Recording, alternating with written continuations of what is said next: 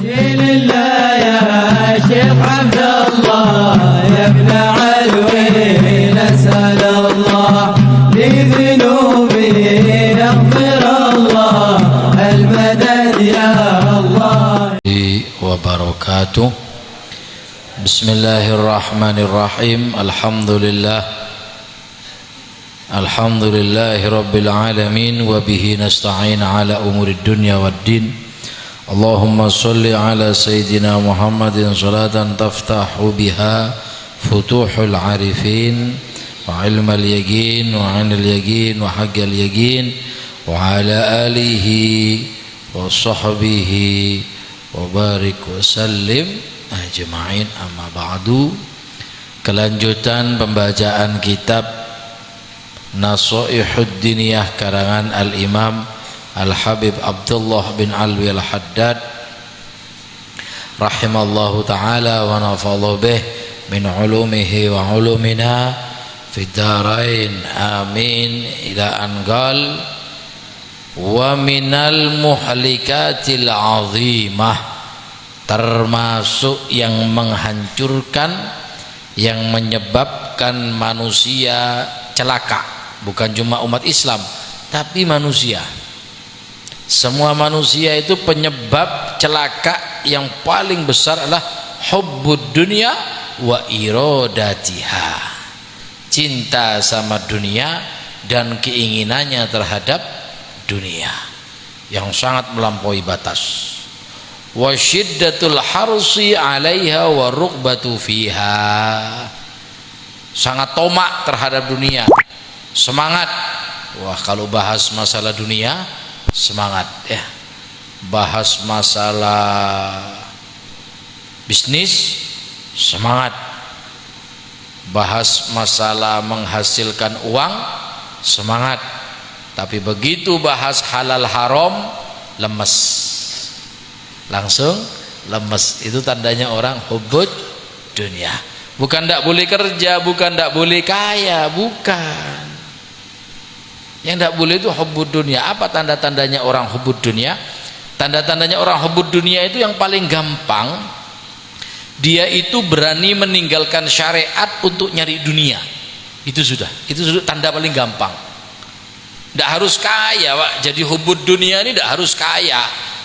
Apalagi zaman sekarang, tidak kaya, tidak miskin, hubbud dunia semua ya. Tanda-tandanya itu berani meninggalkan syariat hanya untuk nyari dunia, berani meninggalkan sholat duhur dengan kalimat repot. Tak bejeng Allah ning mun kula repot ya. Oh, saya repot, Allah tahu kalau saya repot ya. Kif tidak perlu kaya, tidak perlu punya mobil 10, mobil 5, truk banyak, tidak perlu terlalu jauh. Hatta miskin tidak punya apa-apa bisa dikategorikan sebagai hubbud dunia. Kenapa? Karena nyari dunia, yakni kerja dengan mengorbankan perintahnya Allah Subhanahu wa taala. Salatnya dikorbankan, puasanya dikorbankan, semua syariat yang diwajibkan itu dikorbankan hanya untuk mencari dunia. Kalau soal kerja, semua nabi juga kerja. Ada yang jadi petani ya, Nabi Ayub itu peternak dan petani. Nabi Zakaria tukang kayu ya, tukang kayu ya. Nabi Zakaria itu tukang jual kayu. Nabi Zakaria, Nabi Yahya itu tukang kayu. Nabi Nuh tukang mebel, tukang kayu. Nabi Isa tukang kayu, tukang mebel. Nabi Idris penjahit. Nabi Sulaiman jualan karpet, padahal raja. Padahal raja. Malah Nabi Nuh ini termasuk sekarang ini banyak yang mengikuti jejaknya Nabi Nuh ya, nanam sengon ya. Nabi Nuh itu dulu nanam, jadi yang dia jual itu yang dia tanam pohon ya, karena umurnya 1000 tahun ya, jadi lama. Nanam pohon dapat berapa, 150 tahun pohonnya, 70 tahun dari pohon ditebang dijual. Kemudian Nabi Daud itu penjual besi, penjual baju besi. Nabi Yusuf itu petani, malah jadi menteri, karena menteri pertanian. Beliau itu petani, peternak. Jadi kerja itu bukan hubud dunia selama tidak meninggalkan syariat. Ada orang tidak kerja, sudah tidak kerja, tak bejeng ya, tidak sholat, pengangguran, sholat, tidak sholat, top ini Pak, top ini Pak, top iblis ini Pak ya. Karena dawuhnya Rasulullah SAW, az-zahadatu fid dunya turihul qalba wal badan, yaitu tidak terlalu menggebu-gebu terhadap dunia itu mengistirahatkan hati dan badan. Warugbatu fid dunya, dan terlalu semangat terhadap dunia itu tuksirul hamma wal huzna, nambahi sumpek, nambahi sedih.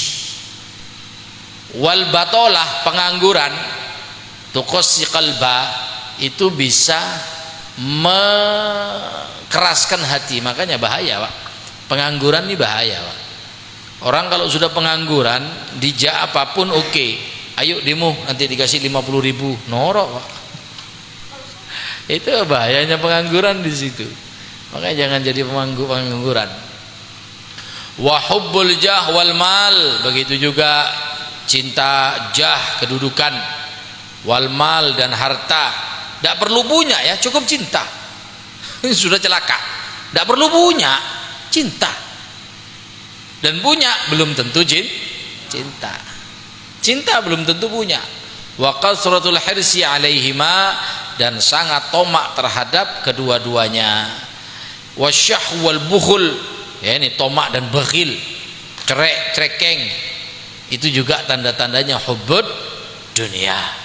Sedangkan tanda-tandanya orang tidak hubud dunia kan sudah ada surat Al-Baqarah, alladzina yu'minuna bil ghaibi wa yuqimuna sholata wa mimma zaknahum yunfiqun. Orang-orang yang bertakwa, yang tidak hubud dunia, itu tanda-tandanya yang pertama beriman kepada yang gaib, yaitu Allah dengan segala yang diturunkan oleh Allah.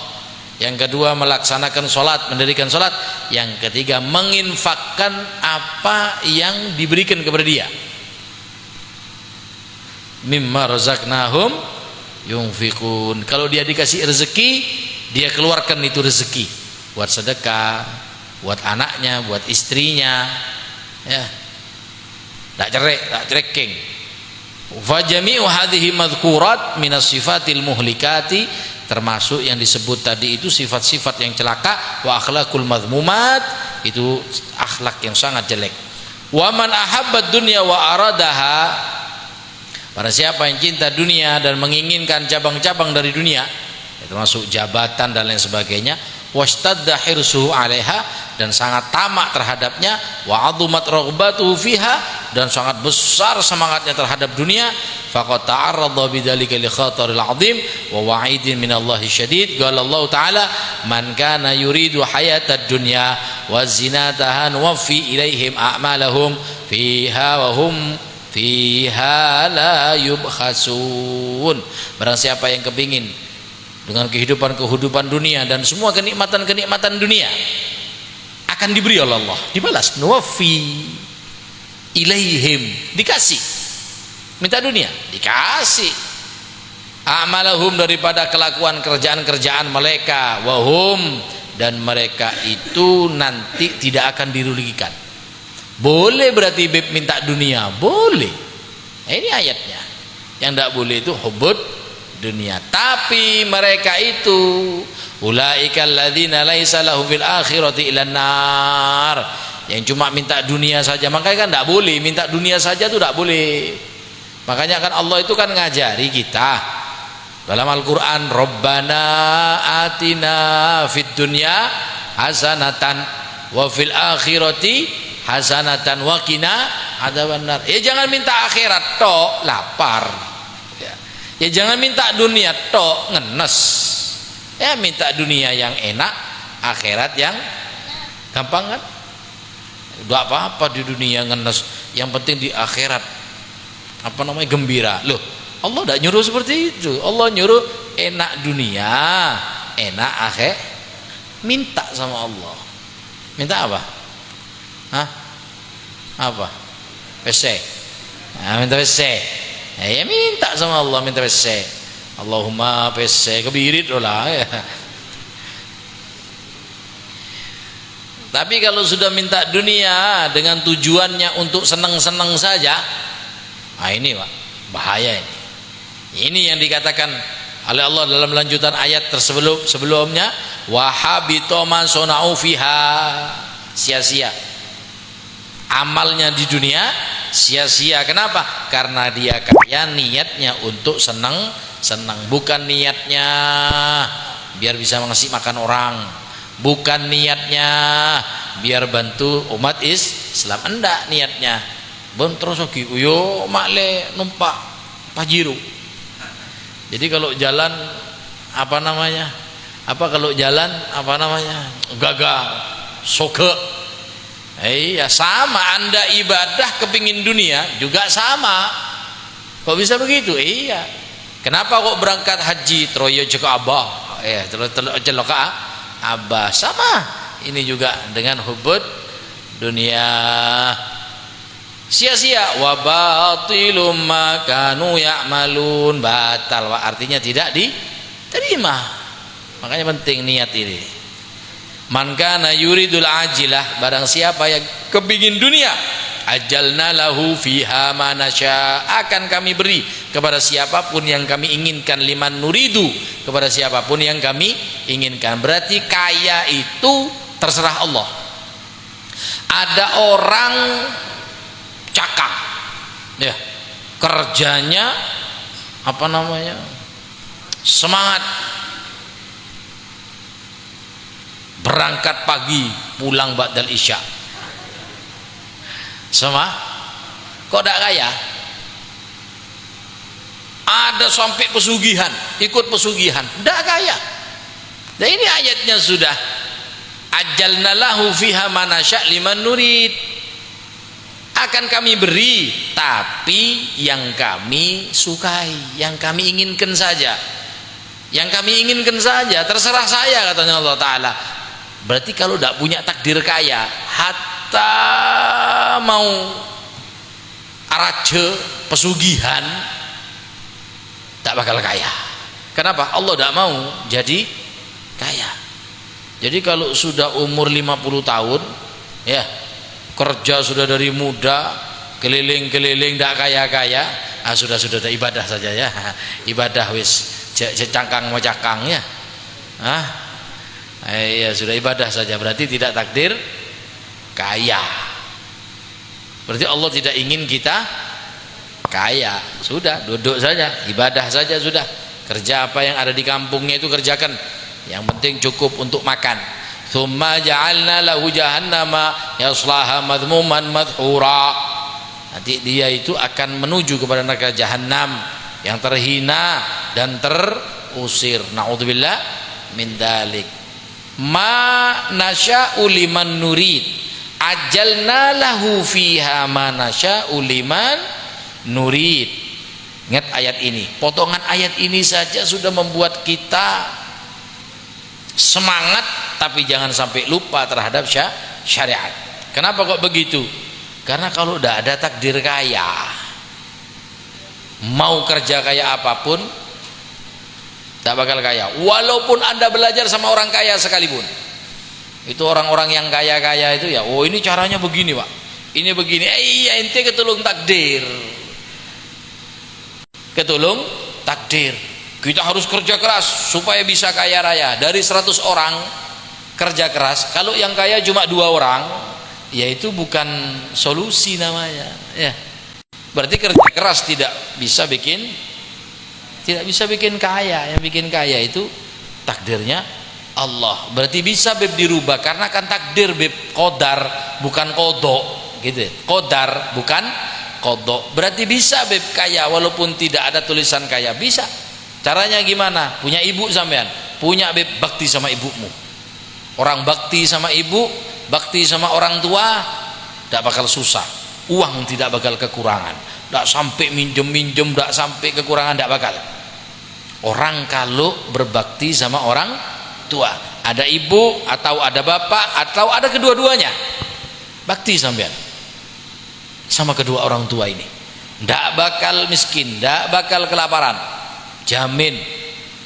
Tapi kalau sudah terokok, nyakiti orang tuanya, sudah lihat hidupnya orang-orang yang durhaka sama orang tuanya, walaupun dia kaya pasti akan jatuh. Kaya seperti apapun, walaupun warisannya triliunan, tapi kalau dia durhaka sama orang tuanya, jatuh pada akhirnya, miskin pada akhirnya. Jadi kalau kepingin kaya, ngerubah takdir, ya bakti sama orang tua, minta sama ibu, bu doakan saya, soki banyak pesenah, ya soki banyak pesenah, ya minta. Yang kedua, kalau kepingin lancar rezekinya, bil istighfar, perbanyak istighfar, kan ada ayatnya, wa yumditkum bi amwalin wa banin, dibanyakkan hartamu, dibanyakkan anak-anakmu. Makanya kan kiai-kiai itu banyak anak, banyak harta, istighfar melolo, ya astaghfirullahaladzim wa atubu ilaihi, tsumma astaghfiru rabbakum kana ghafara wa yursilis sama alaikum midrara wa yumditkum bi amwalin wa banin. Dikayakan, astaghfirullahaladzim innahu kana ghafara. Itu istighfarnya Nabi Allah Nuh. Makanya Nabi Allah Nuh dipilih jadi Adam kedua oleh Allah karena banyak istighfarnya. Ini kita ini semuanya, ini anaknya Nabi Nuh semua, ya benih turunan motak ya, bukan dari homo sapien wala homo apa itu ya, bukan, ada turunan asli manusia ini. Astaghfirullahaladzim innahu kana ghafara. Dibanyakan hartanya. Wa man aradal akhirata, barang siapa yang menginginkan akhirat, wa sa'alaha sa'yaha, dikasih jalan oleh Allah seluas-luasnya, ada jalannya, digampangkan oleh Allah, dipertemukan dengan orang alim, didekatkan dengan orang punya ilmu, supaya apa? Supaya ada yang bimbing. Kalau orang kepingin akhirat tapi kuat-kuatan, kadang orang, ya Allah saya kepingin dapat akhirat, dikasih guru, gigirin buru. Wah, ya apa? Ente dimarahi lari ya, gigirin buru ya. Lalu bagaimana kalau seandainya gurunya kayak Sayyidina Umar? Oh bu, etakku kayaknya cedak kerja. Cuma dimarahi tok, tidak balik. Dah iya salah, dah iya salah. Lu memang disalahkan terus. Kenapa? Supaya hatinya menerima. Hatinya menerima itu guru yang betul itu bukan guru ngajar alif ba ta, itu bukan. Guru itu yang ngelatih jiwa, itu namanya murabbi, yang ngelatih jiwa. Alif ba ta ini gampang, orang Kristen banyak hafal Al-Quran kalau cuma alif ba ta ini ya.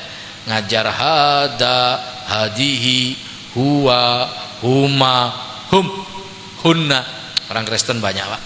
Tidak usah jauh-jauh, ini ada gereja Jawi Jatiroto ini ya, itu ketua pendetanya hafal Al-Quran. Ketua pendetanya ini loh, ini gereja Jawi ini Jatiroto ini, lampu merah, itu pendetanya hafal Al-Quran. Kalah inti.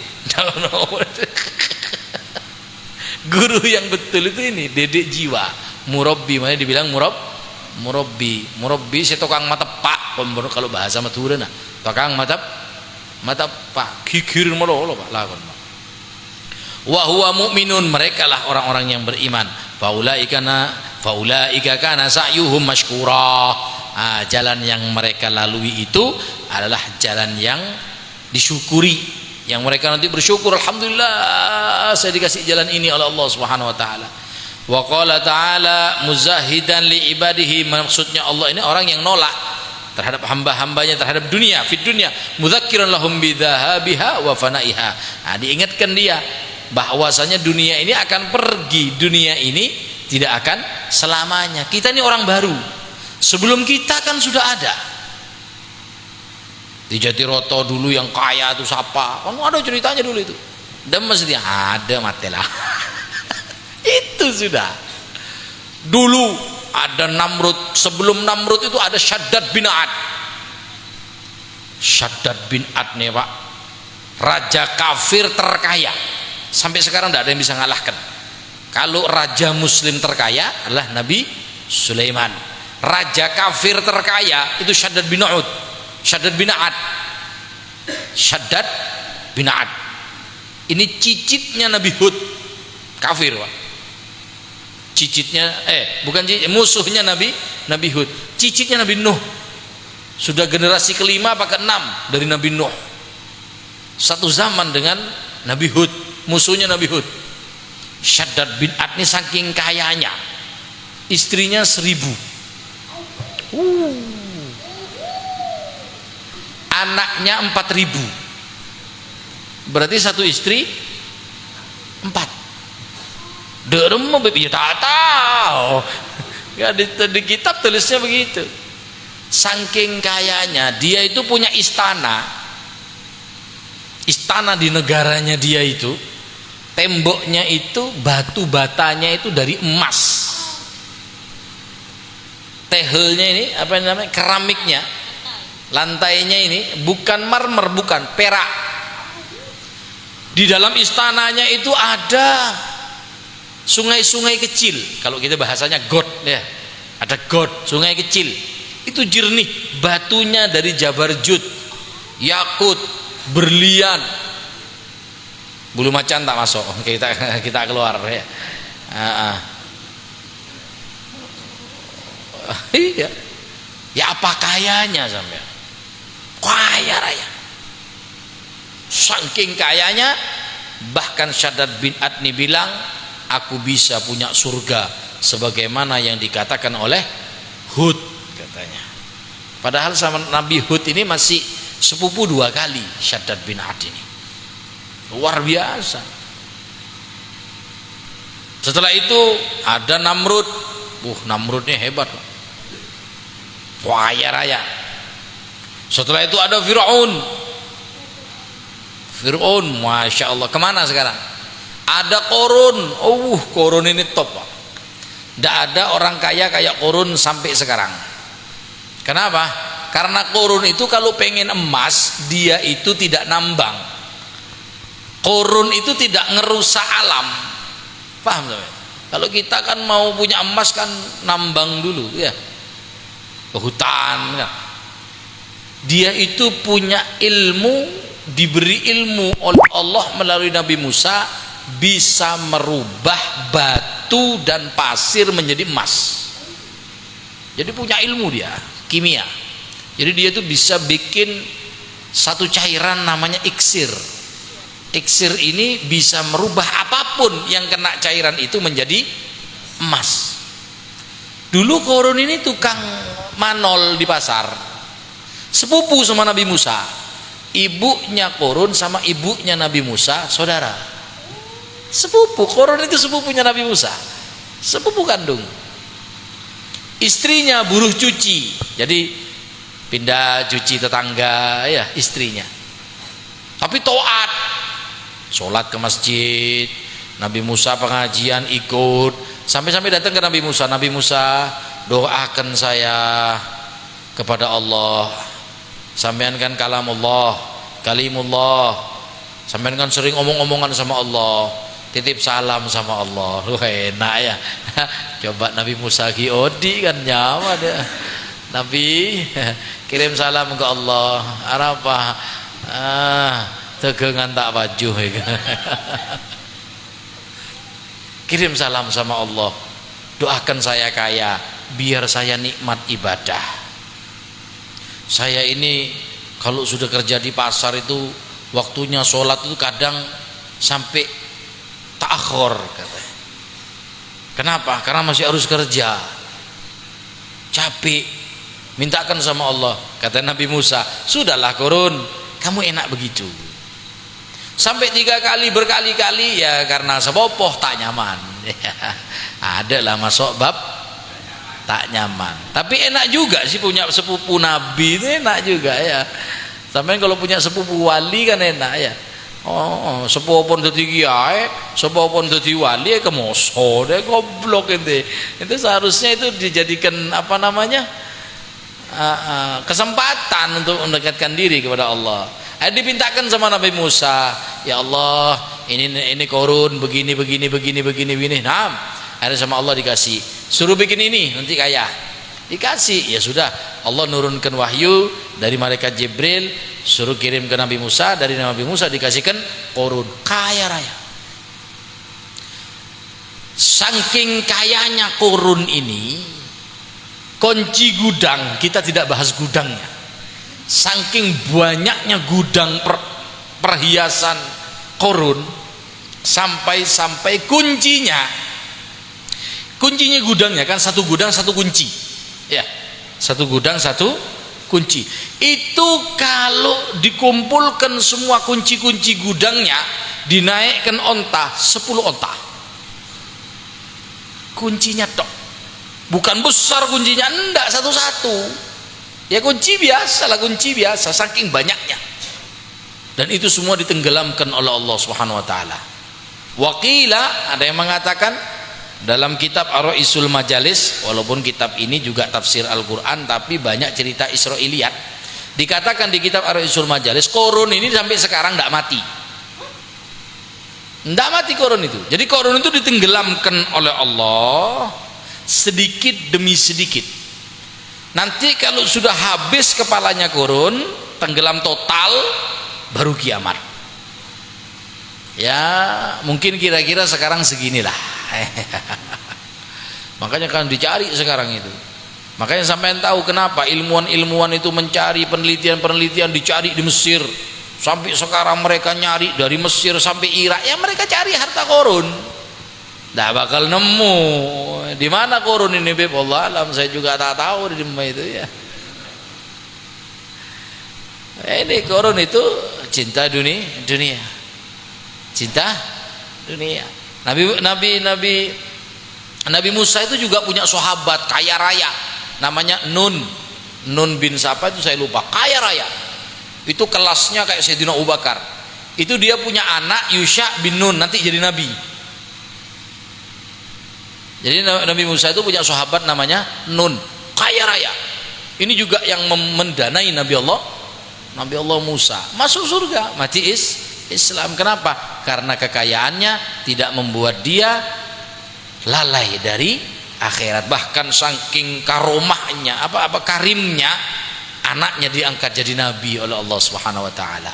Bahkan Nabi Yusha bin Nun, kalau orang Kristen bilangnya Joshua. Nah, orang Eropa sana bilangnya Joshua. Kalau orang Arab bilangnya Yusha. Nah, orang Israel bilangnya Yusha bin Nun. Kalau Arab bin. Kalau orang Israel bukan bin, Ben. Ben. Yusha bin Nun. Nah, ini jadi nabi. Setelah meninggalnya Nabi Allah Musa dan Harun, yang memimpin Bani Israel adalah Nabi Yusha bin Nun. Bahkan salah satu mukjizatnya beliau menahan matahari. Matahari tidak terbenam. Bahkan kalau hitungan jam, matahari itu tidak terbenam sehari penuh. Jadi matahari itu sudah di barat, mau terbenam kurang setengah jam, disuruh berhenti sama Nabi Allah Yusha. Dipintakan kepada Allah, berhenti, engkau makhluk, aku makhluk, katanya. Aku sedang melaksanakan perintahnya Allah, engkau juga melaksanakan perintahnya Allah. Jangan sampai perintahnya Allah yang aku laksanakan rusak gara-gara kau. Berhenti kau. Berhenti. Itu katanya kalau diukur, berhentinya itu yang seharusnya tenggelam setengah jam, 1 hari full. Jadi hitungannya 12 jam. Ceket setengah 5, ceket jam 5 itu 12 jam. Perang, waktu itu perang. Tinggal sedikit lagi sudah mau masuk, mau mengalahkan musuh. Nabi Yusha bin Nun wa min mu'jizatihi termasuk mukjizatnya Nabi Allah Yusha' bin Nun. Berhenti mataharinya di barat, berhenti 1 hari 12 jam, tidak gerak 12 jam, jam 5, setengah 5, 12 jam perang sampai menang. Sudah menang selesai semua, matahari kerjakanlah perintahnya Allah Subhanahu wa taala. Tenggelam mataharinya, baru tenggelam. Ini ada daripada mukjizatnya Nabi Allah Yusha. Wadrib lahum matsal hayatad dunya, perumpamaan orang-orang yang cuma nyari kehidupan dunia. Kama in anzalnahu minas samai, seperti air hujan yang diturunkan dari langit.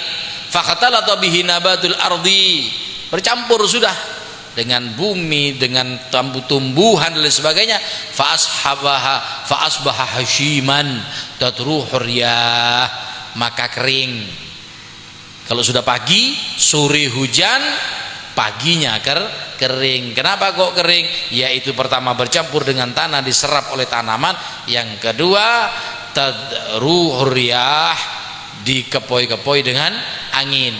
Wa kana Allah ala kulli syai'in muqtadira, semuanya itu sudah diukur oleh Allah Subhanahu wa taala. Ya itulah dunia seperti itu.